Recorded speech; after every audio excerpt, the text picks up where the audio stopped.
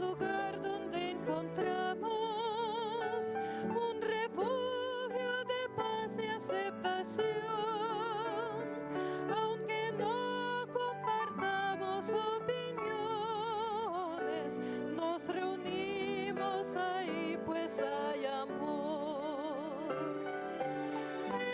Edificamos familias, necesitamos del Señor. Él es el único que puede llenar nuestras vidas con amor.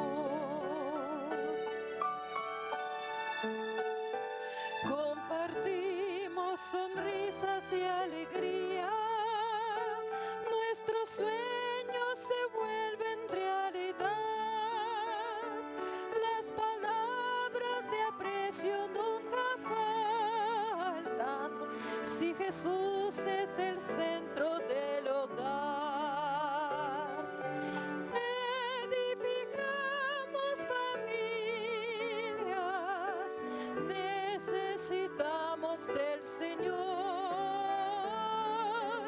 Él es el único que puede llenar nuestras vidas con amor. Tu iglesia, Señor, es la familia que nos une, alienta y da valor, de distintas naciones y colores, pero todos con una misma fe. Edificamos familias, necesitamos del Señor. Él es el único que puede llenar nuestras vidas con amor.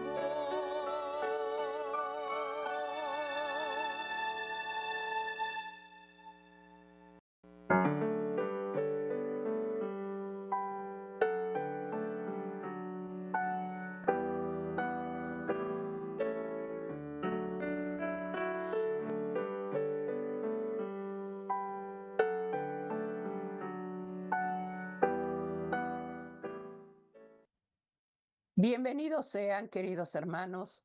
Agradecidos estamos al Señor por permitirnos entrar a tu hogar por medio de la red de canales del Evangelio Eterno. Ministerio de Oración te da la bienvenida. Sergio Huerta, Yolanda Huerta. Estamos llevando en este día el matrimonio a través del culto familiar. Qué bendición, hermanos, es reunirnos como familia, como matrimonio, a pedir una bendición al iniciar el día, que Dios dé esa cobertura y protección que cada uno necesita en el hogar, en la familia. Para eso te invitamos a que no dejes de reunirte en el altar de adoración en las manos de Dios. Pon tu hogar y tu familia en ese cerco protector que solamente Dios lo concede a través de la oración. Sean bienvenidos. Estamos llevando este día, hermanos, la reflexión. Dios nos va a hablar a través de Lucas 6:41. Ahí está la respuesta de lo que se va a testificar en este día. Dios te pregunta, ¿qué respondes?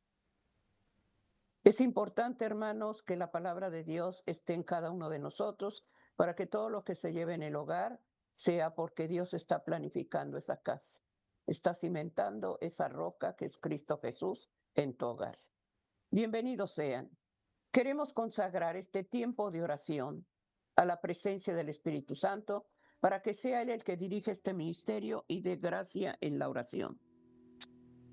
Padre amado, venimos ante la presencia de nuestro Señor Jesucristo a dar gloria, honra y alabanza. Gracias, Hijo de Dios, porque estás en el lugar santísimo, porque todavía la mano del Señor extendida está. Gracias por el intercesor que tenemos. Alabo y bendigo tu presencia. Recibe adoración, gloria y alabanza. Te doy gracias por esa sangre que derramaste, que es la que nos cubre y nos lava de todo mal. Gracias por la presencia del Espíritu Santo. Rogamos humildemente, Hijo de Dios, el perdón de nuestras faltas. No tomes en cuenta actitudes, pensamientos, palabras que ofenden tu presencia.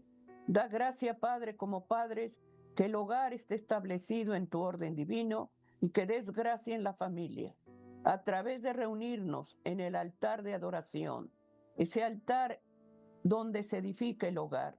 Y te pido humildemente, Señor mío, que no tomes en cuenta ninguna falta, que des gracia en el arrepentimiento y en la reconciliación. Bendice los matrimonios, las familias y da gracias, Señor, en un cerco protector. Alabamos tu presencia y te damos gracias porque eres bueno, tu misericordia es grande. Amén, amén. Amén, queridos hermanos. Estamos llevando en este día el matrimonio y suplicamos al Señor que su gracia y su favor nos dé, hermanos, la sabiduría, el entendimiento que necesitamos cada uno de nosotros. La reflexión de este día, hermanos, está en el libro de Lucas 6, 45.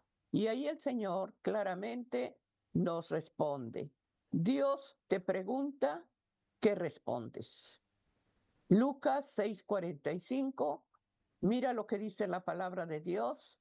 Por eso se proyectan, hermanos, los pasajes para que tú veas que lo que se testifica es porque Dios lo demanda.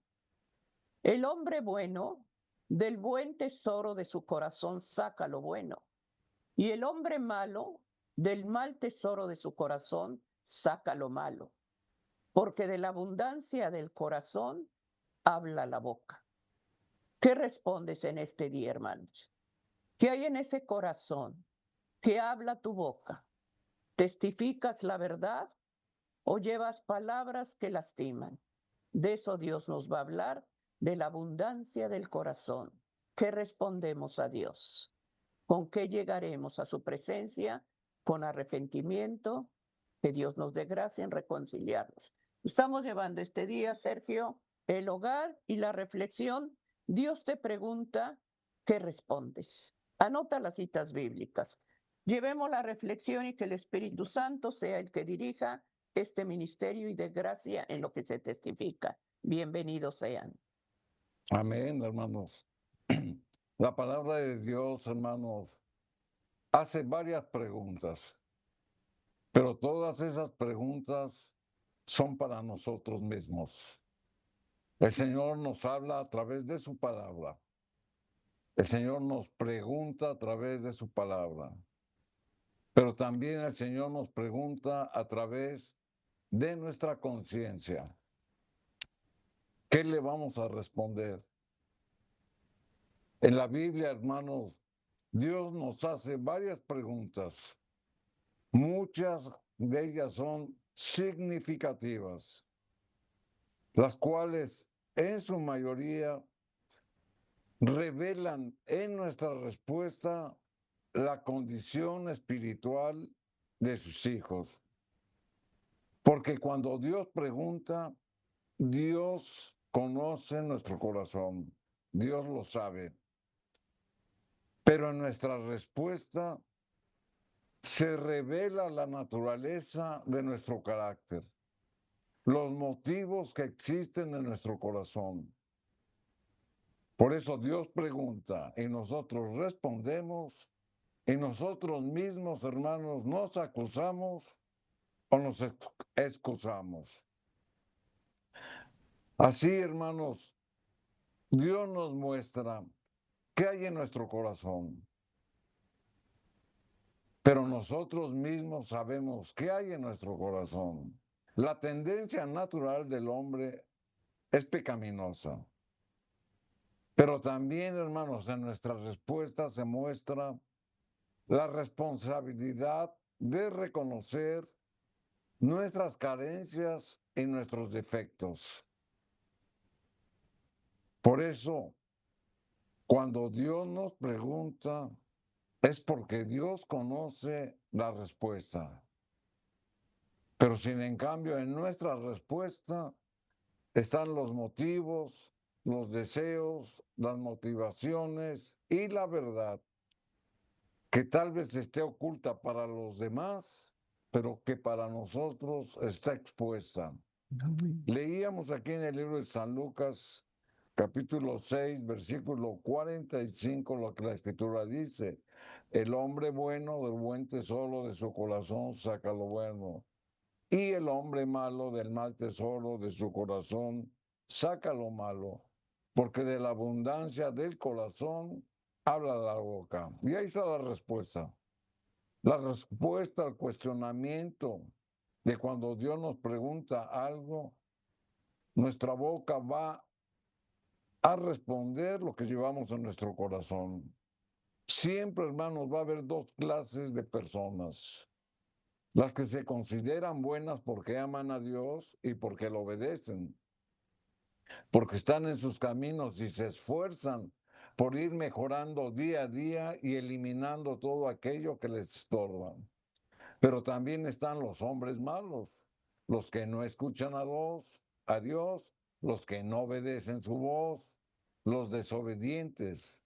Esas dos clases de personas se van a manifestar por lo que hablan. Por eso la Escritura dice que de la abundancia de su corazón habla su boca, porque van a responder lo que llevan atesorado en su corazón, lo que guardan en su corazón.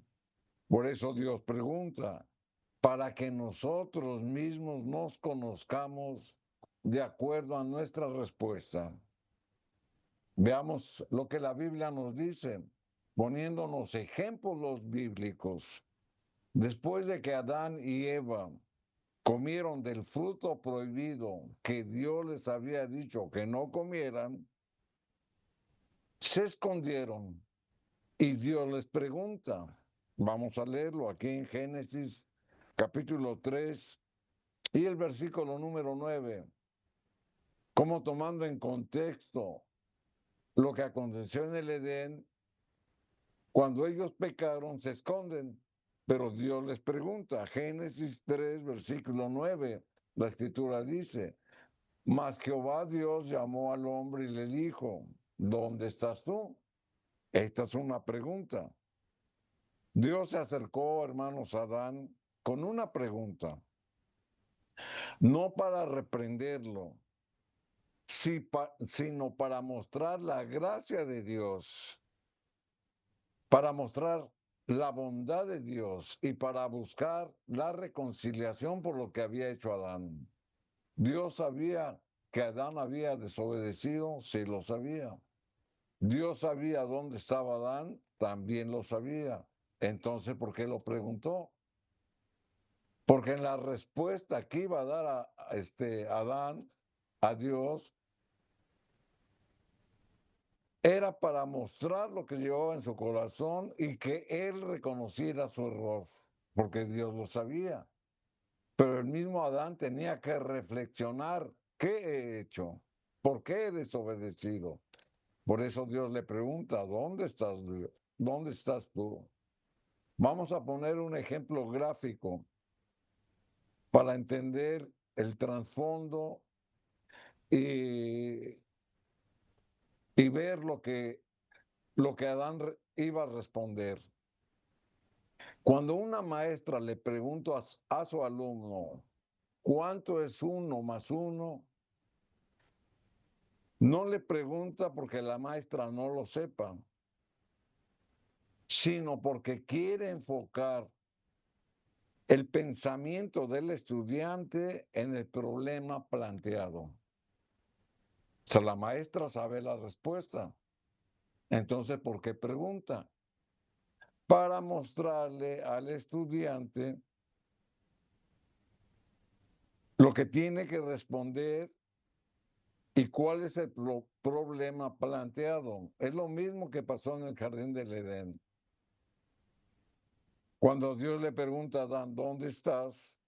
El propósito de la pregunta era para enfocar a Adán en el problema en el que se había metido él y su esposa. Ahora bien, veamos otro ejemplo bíblico. En el libro de Job se nos muestra cómo Job, a pesar de todas las adversidades que pasó, mantuvo la integridad delante de Dios porque estaba convencido de la soberanía de Dios. Y el Señor lo confirma con varias preguntas. Job 38:4. Y aquí viene una pregunta. ¿Dónde estabas tú cuando yo fundaba la tierra? Házmelo saber si tienes inteligencia. Esta pregunta, hermanos, es para recordarnos lo limitado que son nuestros conocimientos y en ocasiones nuestra fe.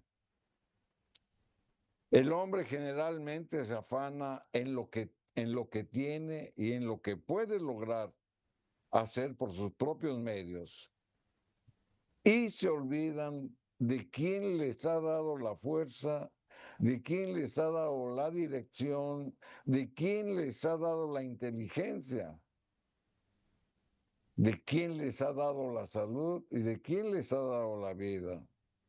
Todo lo que tenemos, los hermanos, es por la gracia divina. Por eso le decía a Job, ¿dónde estabas tú cuando yo fundé la tierra? Aquí se nos muestra la soberanía de Dios. Házmelo saber si tienes inteligencia. Entonces, en la respuesta, hermanos, viene el compromiso que nosotros tenemos con Dios para reconocer su grandeza, para conocer su poder y su dominio. En nuestra respuesta, hermanos, está nuestra confianza a Dios. Por eso Dios pregunta, para saber qué llevamos en nuestro corazón.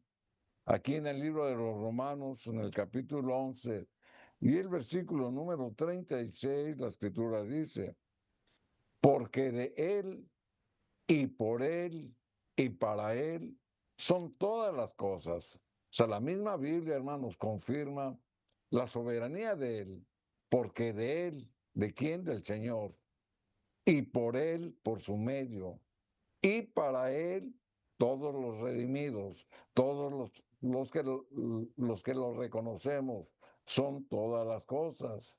A Él sea la gloria por los siglos. Dios nos da, hermanos, a todos las mismas oportunidades, porque todo fue creado por Él, procede de Él y son para Él. Nosotros tenemos, hermanos, que reconocer la soberanía de Dios. Por eso le preguntaba a Job, ¿dónde estabas tú cuando hice todo? Y es la pregunta para nosotros.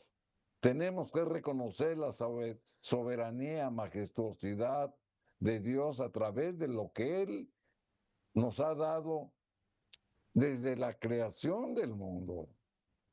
Nos ha dado un aire que respirar, nos ha dado un organismo para poder vivir, nos ha dado inteligencia para poder aprender, nos ha dado razonamiento para poder pensar, nos ha dado tantas cosas, hermanos, que muchas veces se nos olvidan y nos afanamos en el yo.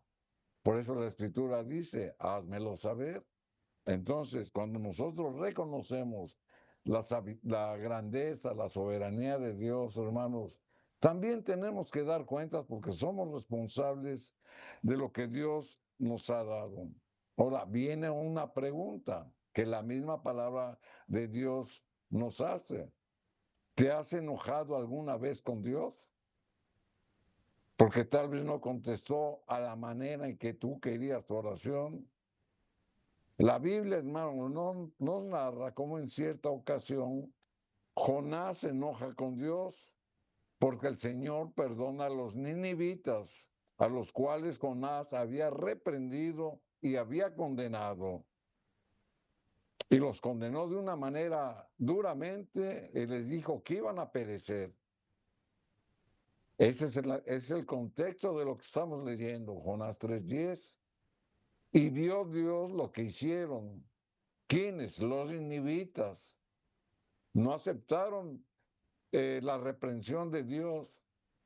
Pero sin en cambio el mensaje que daba Jonás, aun y cuando lo reprendía, ellos de alguna manera, hermanos, guardaron esa palabra y se convirtieron.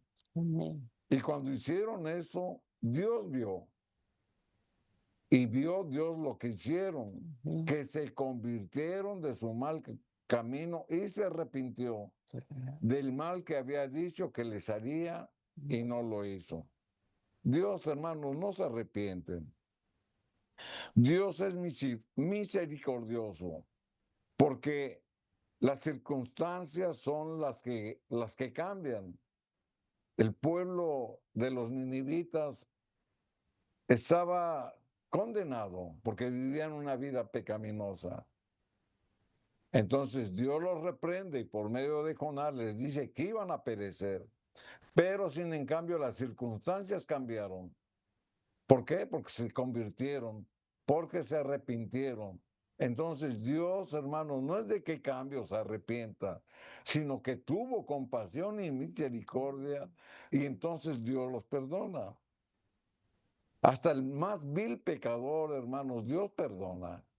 Aunque él está condenado a pagar por su maldad, si él cambia en su corazón, Dios lo perdona porque es misericordioso y es el carácter de Dios. Dios, hermano, salva, porque la misma palabra de Dios nos enseña que Él vino a salvar, a buscar y salvar lo que se había perdido.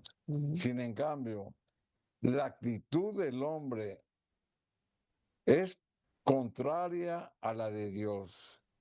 Por eso Jonás se enoja, y aquí lo dice en Jonás capítulo 4, versículo 1, la escritura lo dice. Viendo que Dios no actuó con dureza, ni con reprensión, ni con condenación, sino que Dios actuó con misericordia y con bondad, entonces, ¿cuál fue la actitud de Jonás? Jonás capítulo 4 y el versículo número 1, la escritura lo dice. Pero Jonás se apesadumbró en extremo y se enojó. Jonás capítulo 4, versículo 1. O sea, Jonás se enojó. Es decir, Jonás se disgustó porque Dios había mostrado misericordia, porque Dios había tenido compasión del pecador. En lugar de haberse alegrado Jonás porque Dios perdonaba al pecador, Jonás se enojó con Dios. ¿Por qué? Porque él había quedado mal. Porque Jonás había dado un mensaje de reprensión y de condenación. Pero cuando las circunstancias cambiaron, Dios vio el corazón de los ninivitas y los perdona. Sin en cambio, Jonás se enoja porque él se sintió agraviado, porque él pensaba que lo que él había dicho no se iba a cumplir. Por eso Jonás se enoja. Y ahora quedaba mal delante del pueblo y le pide a Dios que mejor le quite la vida. Aquí en el libro de Jonás, capítulo 4, y el versículo número 3, la escritura dice, ahora pues, oh Jehová, te ruego que me quites la vida, porque mejor es la muerte que la vida. A esa conclusión llegó Jonás. Por eso Jonás se enojó con Dios.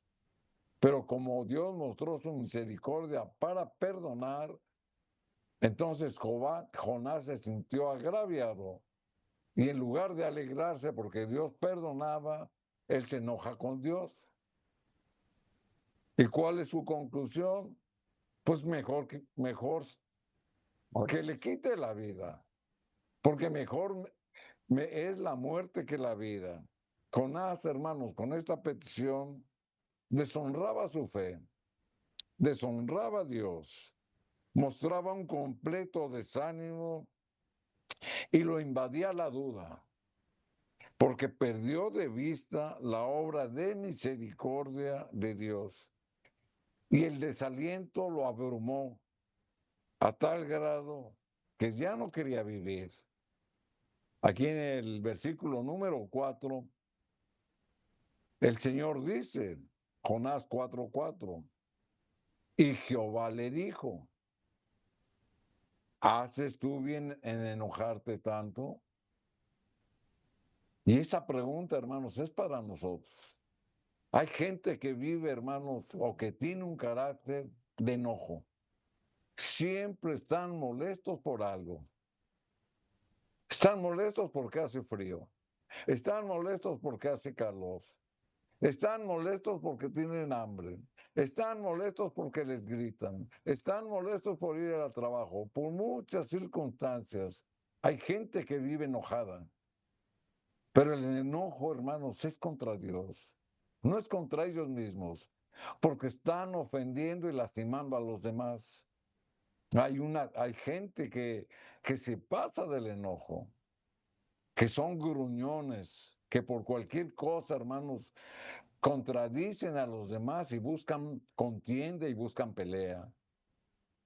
Por eso Jehová le dice a Jonás, ¿haces tú bien en enojarte tanto? La ira de Jonás provenía del egoísmo, porque estaba confundido, porque se sentía humillado e incapaz de comprender el propósito de Dios de salvar a los ninivitas. Muchos piensan, hermanos, tomar decisiones drásticas como la de Jonás, porque le decía, Señor, mejor quítame la vida, porque están alejadas de Dios, porque su fe no está bien solidificada y por lo tanto no conocen o no entienden los propósitos de Dios en cada situación de su vida. ¿Te has sentido así? ¿Te has enojado con Dios? ¿No dominas tu carácter? ¿Te enojas con todo el mundo? ¿Te molestas por cualquier cosa? Estamos cayendo en lo mismo que Jonás. Pero ¿qué dice la Biblia? En este tipo de situaciones, hermanos, ¿qué dice la Biblia? Aquí en el Salmo 107 y el versículo número 10, la Escritura nos da un ejemplo. Salmo 107, versículo 10, algunos moraban en tinieblas y sombras de muerte. Aquí podemos referirnos a los que están enojados. Por eso Dios preguntaba, ¿por qué te enojas tanto? Porque están morando en tinieblas y en sombra de muerte, y aprisionados en aflicción y en hierros. Aquí el salmista presenta una alusión del prisionero que está en la cárcel. Viven en tinieblas, llenos de aflicciones y atados por hierros. Los hierros representan los castigos. Ahora bien, algunos viven así, no en prisiones de castigo, sino en prisiones espirituales.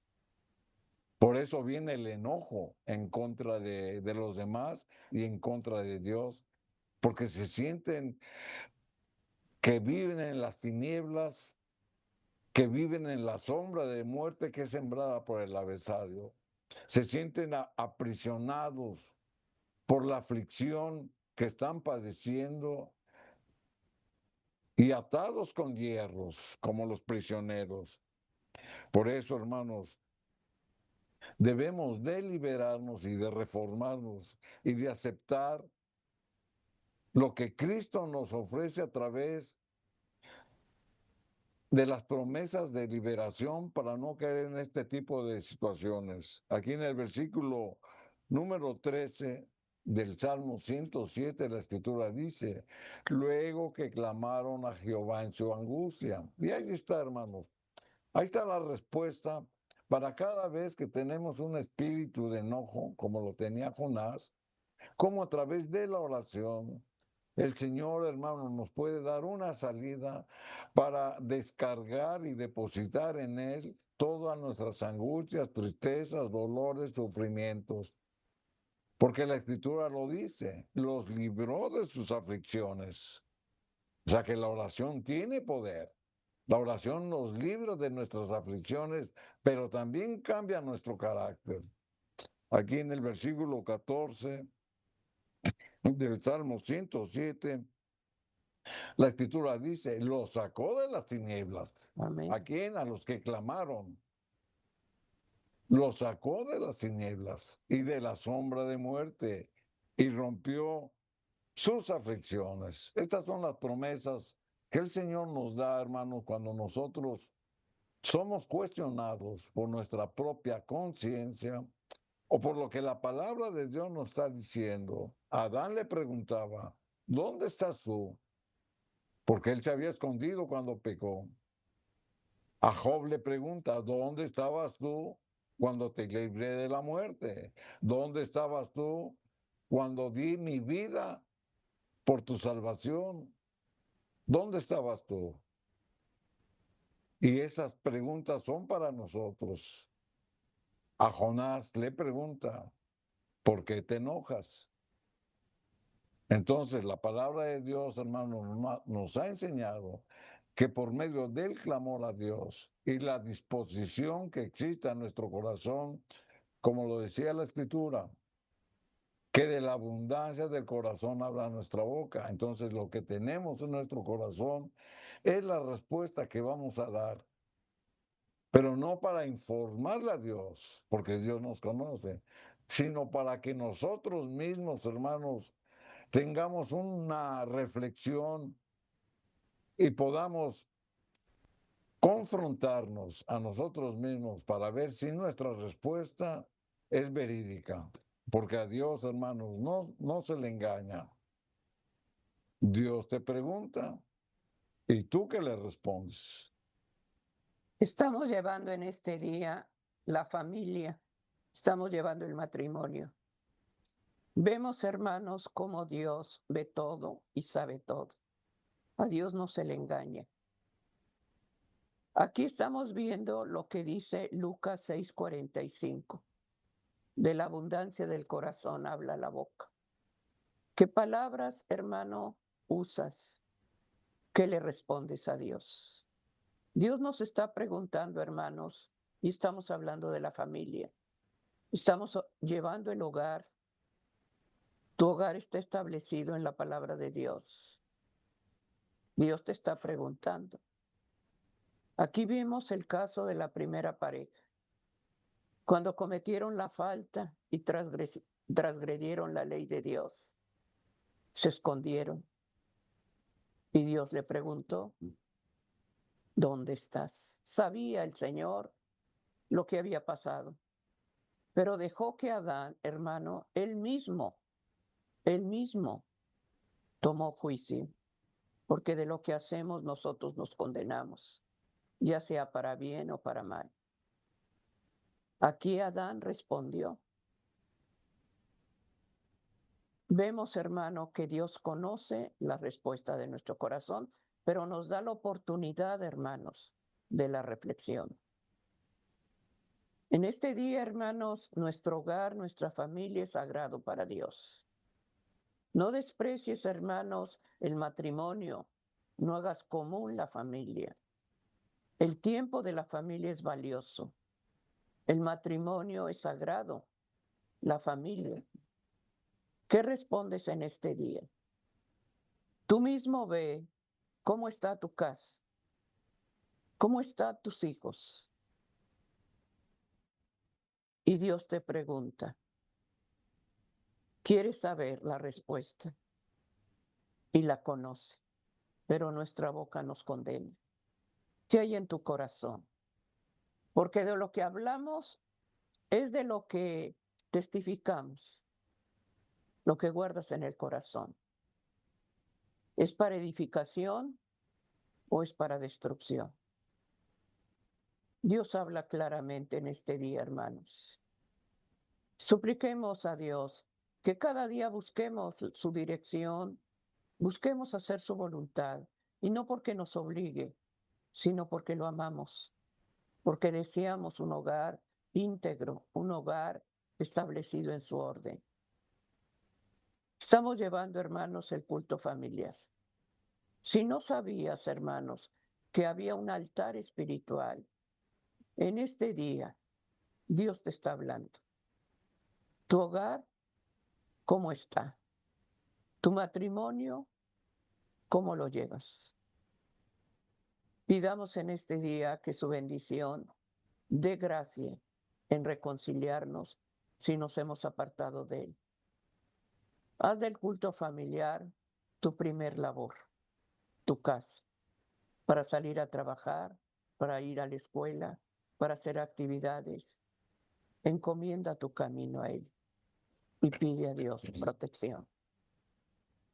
Pidamos en este día, hermanos, que lo que se lleva en este día, en Lucas 6:45, que Dios nos llene nuestro corazón de sus promesas, de su palabra, porque ahí está el refrigerio y la paz que cada uno de nosotros necesita.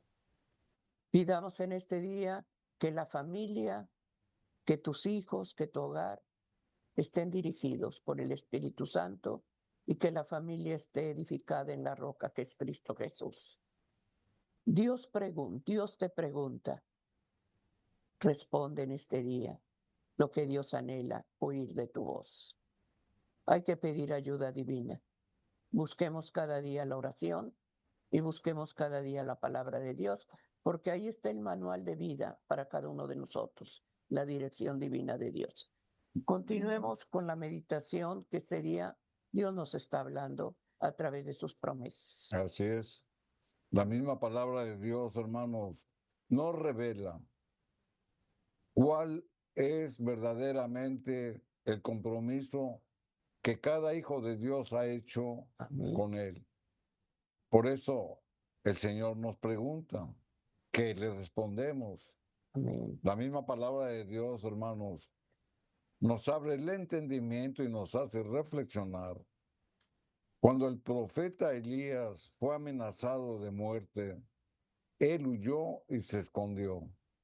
Vamos a leer ese pasaje bíblico porque aquí viene otra pregunta.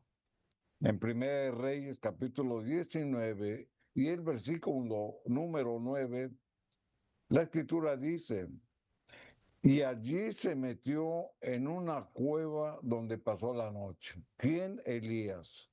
¿Por qué? Porque venía siendo perseguido por acá, por orden de Jezabel, y entonces él huyó porque tuvo miedo, aun y cuando él había visto en su propia vida cómo Dios había hecho milagros para salvarlo. Sin en cambio, en ese momento específico, él tuvo miedo. Por eso la escritura dice, venía huyendo. ¿De quién? Del enemigo. Y allí se metió en una cueva donde pasó la noche. Y vino a él palabra de Jehová, el cual le dijo, ¿qué haces aquí? Y esa es la pregunta, hermanos, que el Señor nos hace, porque muchas veces estamos en lugares donde no nos conviene estar, porque muchas veces estamos rodeados de compañías que no nos edifican, porque muchas veces nosotros mismos buscamos afanarnos por las cosas del mundo cuando descuidamos las de Dios y muchos otros cuestionamientos. Y esa sería la misma pregunta que el Señor le hizo a Elías, que se escondió por medio, porque lo venían persiguiendo y se escondió por el adversario. Y muchas veces nosotros queremos escondernos para no enfrentar alguna adversidad. ¿Qué haces aquí? Y luego le dice, Elías, Dios conoce nuestra situación. Esta pregunta, hermanos, fue una pregunta tal vez mordaz, fue una pregunta dura, que seguramente le hizo reflexionar con otras preguntas a quién, a Elías, porque con la pregunta que le estaba haciendo Dios, él mismo se cuestiona. ¿Por qué estaba Elías allí? Es decir, ¿por qué estoy acá? Cuando usted tiene problemas, hermanos, muchas veces buscamos culpables. Pero la raíz del problema es de que usted se metió en el problema, porque nadie lo obligó. Usted tomó una decisión. Y es lo que pensaba Elías, ¿por qué estoy aquí? Ahora, ¿qué debo de hacer? Otra pregunta que se hacía. ¿Quién lo había llamado? ¿Quién lo había llevado allí? Él mismo. O sea, se hacían muchas preguntas, porque su conciencia, hermanos, lo acusaba. Pero le contesta, que el culpable era él mismo. Por eso cuando Dios nos pregunta, ¿qué haces aquí? No es ni para condenarnos, no es ni para molestarnos, sino para que reflexionemos. Amén. Entonces nosotros mismos, por medio de nuestra conciencia, por la influencia del Espíritu Santo, nos hacemos cuestionamientos. Me equivoqué, no debo de estar aquí, no sé por qué caí aquí, no sé por qué dije esto, no sé por qué actué así, diferentes cosas. Por eso, Dios, hermanos, en medio de nuestras inseguridades, porque tenemos una fe tal vez debilitada, muchas veces procedemos por emoción y no por fe. Por eso Dios nos pregunta. Sin en cambio, Él responde y trata de justificar su miedo, como muchos lo hacen. Aquí en el versículo 10, la Escritura lo dice. Él respondió, he sentido un vivo celo por Jehová Dios de los ejércitos, porque los hijos de Israel han dejado tu pacto. Aquí es donde Él se empieza a justificar. O sea, me escondí porque tus hijos a los que les diste tu ley y tu pacto se han alejado de ti.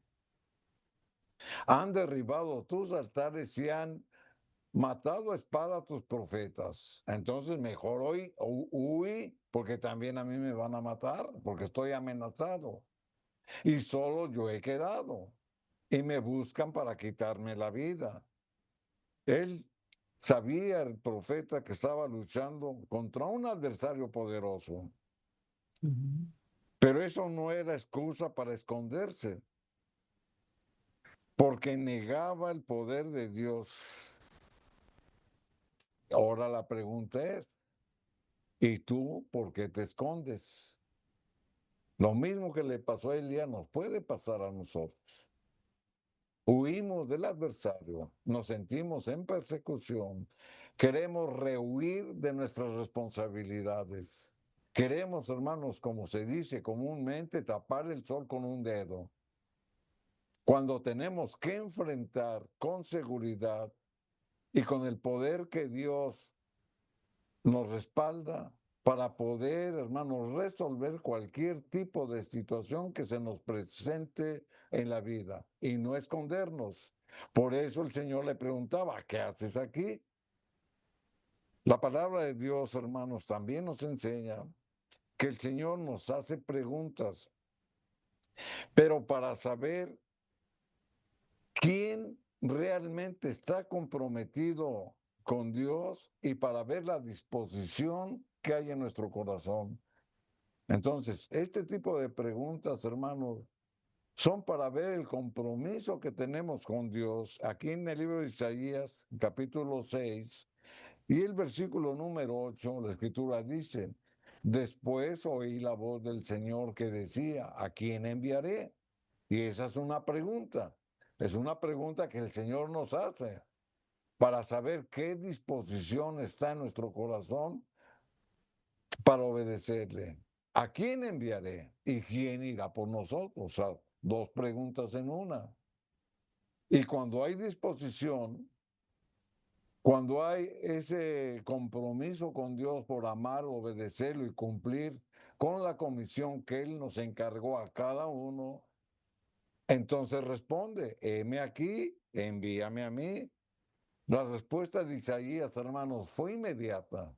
No la pensó, porque sentía el amor de Dios, porque sentía que la salvación que Dios le había dado la tenía que compartir con los demás, porque él sabía que podía ser un instrumento útil en las manos de Dios para bendecir a los demás, porque se sentía capacitado para hacer la obra de Dios y por eso él se comprometió. Amén. Heme aquí, envíame a mí. Es la respuesta. Dios pregunta, ¿qué respondemos? Durante el ministerio de nuestro Señor Jesucristo en la tierra, hizo varias preguntas, hermanos, con frecuencia. Y Jesús como maestro las hacía para facilitar el proceso de aprendizaje. Este es otro tipo de preguntas. Aquí en el libro de San Marcos, en el capítulo 8 y el versículo número 22, la escritura dice, 8:27, y salió Jesús y sus discípulos por las aldeas de Cesarea de Filipo. Y en el camino preguntó a sus discípulos, diciéndoles, ¿quién dicen los hombres que soy yo? O sea, esta fue una pregunta general, pero aquí le preguntó a sus discípulos, a quienes habían convivido con él, a quienes habían compartido el pan con Cristo, a quienes habían escucharlo cuando él predicaba, cuando él enseñaba, cuando él ministraba.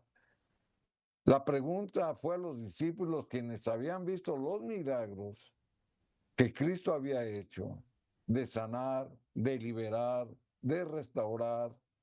Y entonces les hace esta pregunta.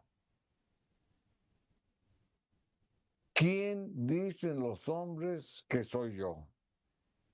Cuando a nosotros, hermanos, nos preguntan acerca de nuestra fe, ¿respondemos con bases bíblicas o respondemos emotivamente? ¿Cómo respondemos?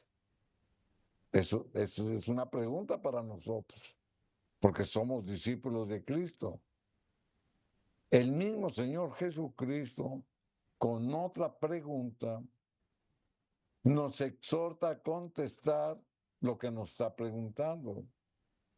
Aquí en San Lucas, capítulo 10, versículos 25 y 26, la escritura dice, y he aquí un intérprete de la ley se levantó y dijo, ¿para qué? Para probarle. O sea, desde la intención que llevaba este intérprete o doctor en la ley, es decir, que conocía perfectamente la Torá, que conocía algunos de los profetas que habían dejado sus escritos, cuando vio a Jesucristo, le hace una pregunta, ¿pero para qué? Para probarle. Es decir, había una mala intención en su corazón, porque no tenía el deseo de conocer, porque no tenía el deseo de que le fuera revelado lo que no entendía, Amén. sino porque él, con esta pregunta, hermanos, daba a entender que sabía más que Jesús. Por eso, en su pregunta, hermanos, lleva una trampa y le dice, maestro, ¿haciendo qué cosa heredaré la vida eterna? Esta fue la pregunta del maestro de la ley, del intérprete de la ley, del doctor en la ley. O sea, un conocimiento básico, hermanos, acerca de la salvación. Cualquier creyente lo tiene, porque la misma escritura nos ha enseñado que cuando nosotros aceptamos la salvación, reconociendo la obra redentora de Cristo, cuando a Él lo confesamos con nuestro Salvador, tenemos la salvación, Amén. tenemos la vida eterna. Pero sin en cambio este maestro que sabía la respuesta, para probar a Jesús, le hace esta pregunta. ¿Y qué le contesta a Cristo? ¿Qué está escrito en la ley? Una primera pregunta. Otra segunda pregunta. ¿Cómo la lees? Y esas preguntas son para nosotros. ¿Realmente conocemos nuestra fe? ¿Realmente tenemos las doctrinas fundamentales atesoradas en nuestro corazón? ¿Las entendemos y las ponemos por obra? ¿Realmente conocemos lo que profesamos? Por eso él decía, ¿qué está escrito en la ley? ¿Se da cuenta cómo Jesús le contestó con otra pregunta? Y esa es la pregunta que el Señor nos hace. para aquellos que tienen duda en comprometerse en los caminos de Dios y que todavía no toman una decisión por aceptar la salvación por medio de Cristo, o que tal vez ya aceptaron los méritos de Cristo para redimirnos, no cumplen con sus deberes como cristianos. Porque no conocen, hermanos, todo lo que la Biblia nos revela a través de su palabra. Y usted va a decir, ¿por qué? Porque no hay conocimiento. Pero si la Biblia nos da el conocimiento, la Biblia nos da el conocimiento, pero no hay intención de muchos de buscar el conocimiento. Y ponen muchos pretextos, así como los ponía Jonás. Ponen muchos pretextos. Pueden decir, es que no le entiendo, es que no hay quien me enseñe, es que conozco lo fundamental, pero no profundizo, es que no tengo tiempo. Muchos pretextos ponen, siendo que está en juego la vida eterna. Entonces, ¿cuál es nuestro deber? Y Cristo se lo está diciendo al maestro de la ley. ¿Qué está escrito en la ley? Muchos también conocen la escritura, pero no la ponen por obra. Por eso él decía, ¿cómo la lees? Es decir, ¿cómo la entiendes? La pregunta del intérprete, hermanos, de la ley, era equivocada y era tramposa. Cristo le contesta con otras dos preguntas, la cual iban a delatar las malas intenciones del intérprete de la ley. O sea, él mismo, hermanos, con las preguntas que le estaba haciendo Cristo, en contestación a su pregunta, él mismo reconoce que era un tramposo. Él mismo reconoce que no había entendido la ley y era maestro de la ley, era intérprete de la ley. Tal vez conocía la letra, pero no la vivía. Y esto nos hace reflexionar a nosotros. ¿Conoce usted la fe que profesa? ¿Conoce usted la ley moral? ¿Conoce usted la ley escrita? ¿Hace su vida devocional buscando al Señor a través de la oración? Por decir algunos de nuestros deberes como creyentes. Muchos conocen la ley, pero no la obedecen. Conocen los 10 mandamientos, pero no los obedecen. Nos pasa lo mismo que el intérprete de la ley. Decía conocer la ley, pero no la ponía por obra. Muchos leen la escritura, hermanos, pero la leen como cualquier libro. ¿Por qué? Porque no la profundizan, porque no investigan, porque no piden el discernimiento que el Espíritu Santo les puede dar en su corazón, porque no escudriñan lo profundo de lo que la palabra de Dios nos dice para revelarnos las verdades eternas. Por eso, no solamente es leer, comprenderla, entenderla, vivirla y predicarla. Eso es conocer mi fe. Ahora mismo, hermanos, nos tenemos que hacer estas preguntas.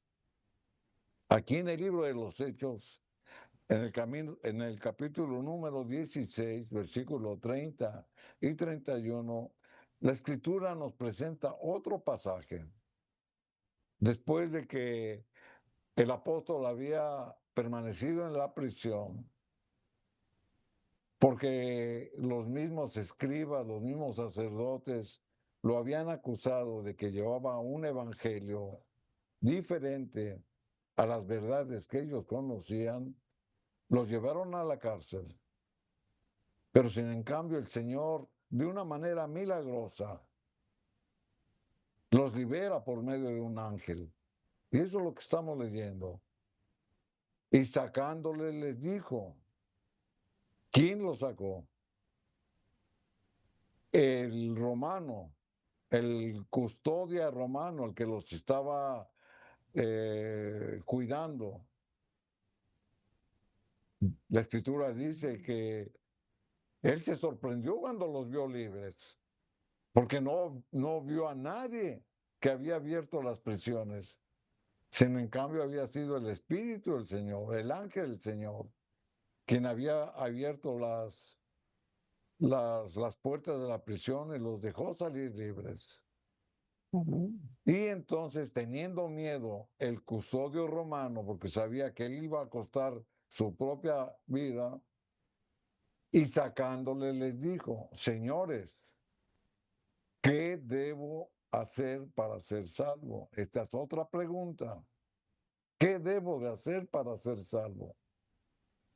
Era un gentil, era un pagano, era un romano. Sin en cambio, al ver la obra milagrosa que el Señor hacía por la liberación de estos dos presos, él reconoció y dijo, señores, ¿qué debo de hacer para ser salvo? ¿Y por qué se dirigió a ellos? Porque él no conocía de Jehová.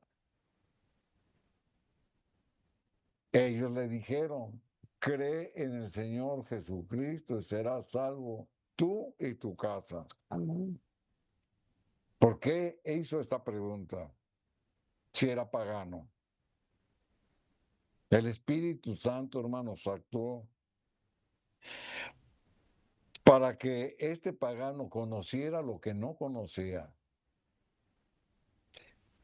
Pero había, hermanos, visto su poder. Amén. Por eso muchos se convierten hoy en día. O muchos nos convertimos hoy en día.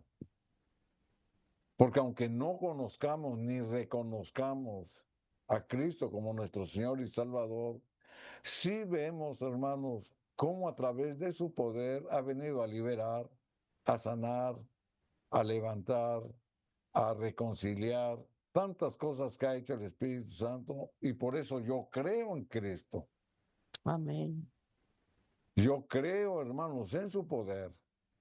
Y aunque no lo conozca, a partir de hoy, yo le pregunto, ¿quiere usted ser salvo? La misma escritura nos los contesta.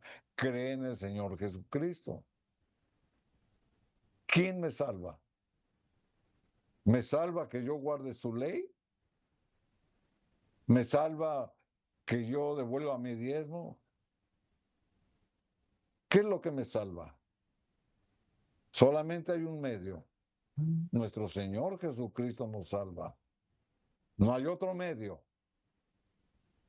Solamente por el poder, la misericordia y por reconocer que Cristo murió por mí, pagó por mis faltas, derramó su preciosa sangre. Por eso yo creo en el poder redentor de Cristo. Amén. Y el único que me salva, hermanos, no es ni obedecer la ley, ni el devolver mis miedos, mis diezmos, ni cualquier otro deber religioso. Amén. Eso no me salva. Ahora, ¿tengo que cumplir con mis deberes religiosos? Sí. ¿Por qué? Porque amo a Dios. ¿Debo de guardar su ley? Sí, pero no para que me salve. Debo de guardar su ley por amor a Dios, porque lo obedezco y porque la dejó para mi beneficio. Debo de buscarlo a través de la escritura, sí. ¿Esto me salva? No, me salva Jesús. Entonces, ¿en quién debo de creer? En Jesús. Por eso le respondieron eso. Cree en el Señor Jesucristo y serás salvo tú y toda tu casa. Amén. ¿Por qué hizo esas preguntas? Porque Dios nos ama. Y en nuestra respuesta, hermanos, está a nuestra disposición para obedecer y amar a Dios. Por eso Dios nos pregunta, ¿qué le respondemos? Amén. ¿Quieres ser salvo? La escritura nos ha respondido. Cree en el Señor Jesucristo y serás salvo tú y toda tu casa. pero va a ser salvo tú y toda tu casa cuando yo obedezca a Dios y cuando yo amo a Dios. Amén. Porque yo voy a ser un instrumento para llevar la salvación a mi hogar. Amén. Dios te pregunta, ¿qué le respondes? Amén. Vamos a consagrar el culto familiar a la presencia del Espíritu Santo. Que Dios dé gracia. Padre amado, te damos gracias en el nombre de Jesús. Nos has hablado, Señor. Oramos ante todo con temor y temblor, pidiendo la salvación, la unidad y la reconciliación. Suplico humildemente que des gracia en el matrimonio, que favorezcas el culto familiar y que cada día esté cimentado en la roca que es Cristo Jesús. Bendice las familias, los hogares y da gracia en esta reflexión. En el nombre de Jesús. Amén. Amén. Amén, queridos hermanos. Agradecimiento en este día por llevar el matrimonio. Que la paz de Dios esté en cada uno de nosotros y Dios nos dé gracia en ese cerco protector que necesitamos. Bendiciones. Amén.